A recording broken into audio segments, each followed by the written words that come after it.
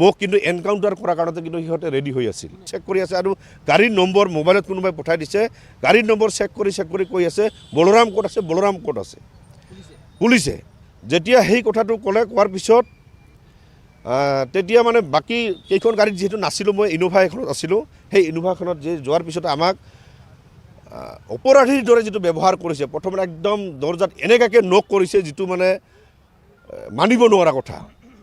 তেতিয়া যেতিয়া ক'লে বোলে আমি ক'লোঁ কি হ'ল বোলে বলৰাম কোন হয় বোলে মই বলৰাম হয় ঠিক আছে আপুনি আহক বাকী গাড়ীবিলাকক আমাক যাব কৈ আছে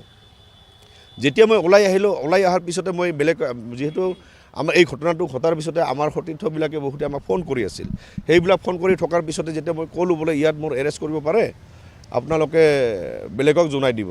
তেতিয়া সেই অচিজনে দমফালি মাৰি এনেকৈ কৈছে এই ক'ত কিমান মানুহ আছে আপোনালোক লৈ আহক কিমান আছে মানে যুদ্ধাংদেহী মনৰ ভাৱত সেই কথাটো কৈছিল এইটো থানাটো নিশ্চয় গৌৰীপুৰ থানাতে পৰিব এই লাহন বোলা যিজনক ৰিজাৰ্ভ ক্ল'জ কৰা হৈছে সেইজন ব্যক্তি আছে আৰু DSP এজন আছিল কিবা বৈশ্য বুলি এই কথাটো কোৱাৰ পিছত তাৰপিছত আমি হতভম্ব হ'লোঁ গোটেইবিলাক যেতিয়া আহিলোঁ গোটেই ল'ৰাখিনি আমি এক হ'লোঁ হোৱাৰ পিছত বোলে কি হৈছে আপুনি কওক সেইটো আমাৰ কথা আছে এইটো চাইডত ৰাখক আপোনালোকে যাওক আৰু বলৰাম বৰ্মনক অকলে এৰি কিয় বেলেগে আহিব তেতিয়া সেই প্ৰশ্নটো কৰাত মানে অলপ কথা কটাকাটি হৈছিল হোৱাৰ পিছত আমি বেলেগ এজনৰ জৰিয়তে ফোন কৰি সেই কথাটো কোৱাৰ পিছত আমি গম পাইছিলোঁ যিহেতু নদীৰ পাৰত ব্ৰিজৰ কাষত ৰখা হৈছিল আৰু বাকীবিলাকক মানে আঁতৰাই পঠাব বিচাৰে আৰু বলৰাম বৰ্মনক অকলে ৰাখিব বিচাৰে মানে কি বুজায় আমাৰ কোচ ৰাজবংশীসকলৰ যি সমস্যাক লৈ আমি মাত মাতি আছোঁ আমাৰ কণ্ঠ ৰুদ্ধ কৰাৰ কাৰণতে এই পুলিচ প্ৰশাসনৰ যি দমন নীতি সেইটো ব্যৱহাৰ কৰিব বিচাৰিছিল এই আমি ধিক্কাৰ জনাইছোঁ আৰু এটা কথা স্পষ্ট আকাৰে ক'ব বিচাৰিছোঁ কোচ ৰাজবংশী ছাত্ৰ সন্থাই কাৰো ৰঙা চকু দমন নীতিক কেতিয়াও ভয় নকৰে এনেকৈ জীয়াই থকাতকৈ আমি যদি গুলি খাই যদি মৰিব লাগে আমি গুলি খাই মৰাৰ কাৰণত আমি প্ৰস্তুত হৈ আছোঁ কিন্তু কোচ ৰাজবংশীসকলে আঁঠুকাৰী অধিকাৰ বিচৰা জাতি নহয় আৰু আমি এইবাৰ এইখন চৰকাৰক আৰু গৃহ বিভাগক দেখাই দিম কোচ ৰাজবংশীসকলৰ শক্তি কিমান আমাৰ শক্তি চাবৰ কাৰণে আপোনালোকে সাজু হওক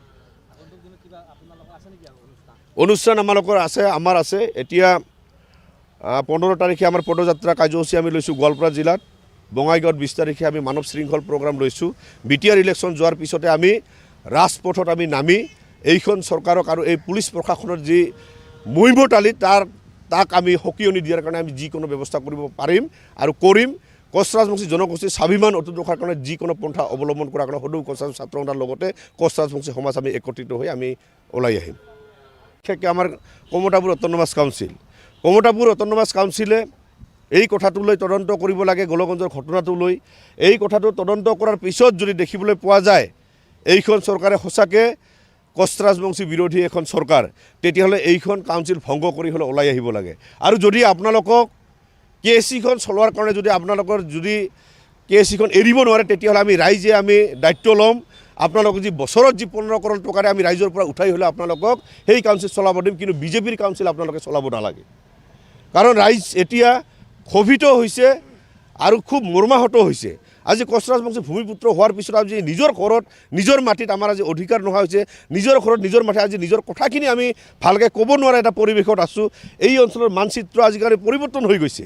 আমাৰ সন্দেহ হয় আমি 20 বছৰ পিছত আমি আজি যেনেকৈ নিজৰ কথাখিনি আমি ক'ব বিচাৰিছোঁ আজি সেই কথাখিনিৰ আজি পুলিচ প্ৰশাসনে চৰকাৰে আমাক দমন কৰে আৰু বাকী জাতি জনগোষ্ঠীৰ পৰাতো আমি সেইটোতো বহুত আমি ভয়ত থাকোঁৱেই সেইকাৰণে আমি এটা কথা ক'ব বিচাৰিছোঁ সময় থাকোঁতে কোচ ৰাজবংশীসকলক কথা সঁচা অৰ্থত যদি ভাল পায় তেতিয়াহ'লে কোচ ৰাজবংশীসকলৰ যি সমস্যা এই সমস্যা লৈ যাতে হেতালি নেখেলে সমস্যা সমাধান হোৱাৰ কাৰণতে আগবাঢ়ি আহিবৰ কাৰণে আমি বিনম্ৰভাৱে এতিয়াও সময় আছে এতিয়াও আমি অনুৰোধ কৰিছোঁ নৱেম্বৰত যি প্ৰতিবেদনৰ কথা কৈ আছে এই প্ৰতিবেদন আপোনালোকৰ ৰাজনৈতিক এজেণ্ডা হ'ব নালাগে আমি কোচ ৰাজবংশীসকল বৰ্তমান এনেকুৱা এটা শংকিত অৱস্থাত আছে আৰু কোচ ৰাজবংশীসকলক বাদ দি অসমখন কেতিয়াও সুৰক্ষিত নহয়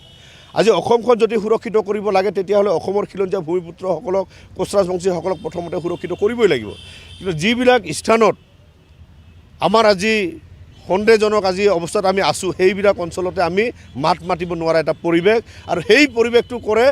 অসমৰ গৃহ বিভাগত থকা আমাৰ পুলিচ প্ৰশাসন বিভাগে ইয়াতকৈ আৰু লজ্জাজনক কথা একো হ'ব নোৱাৰে সেইকাৰণে আমি এটা কথা কৈছোঁ কি একপক্ষীয়া কেতিয়াও প্ৰেম হ'ব নোৱাৰে আজি হিমন্ত বিশ্ব শৰ্মাই যদি আমাক ভাল পায় তেতিয়া আমি তেখেতক ভাল পাব লাগিব তেতিয়াহে সম্পূৰ্ণ এটা প্ৰেম হৈ উঠে একপক্ষীয় প্ৰেম কেতিয়াও সম্পূৰ্ণতা লাভ কৰিব নোৱাৰে আৰু হিমন্ত বিশ্ব শৰ্মাই যি ধৰণে আমাক চাব বিচাৰিছে সঁচাকৈ যদি সেই কথাটো যদি বাস্তৱ হয় তেতিয়াহ'লে আমিও তাৰ পৰা ওলাই আহি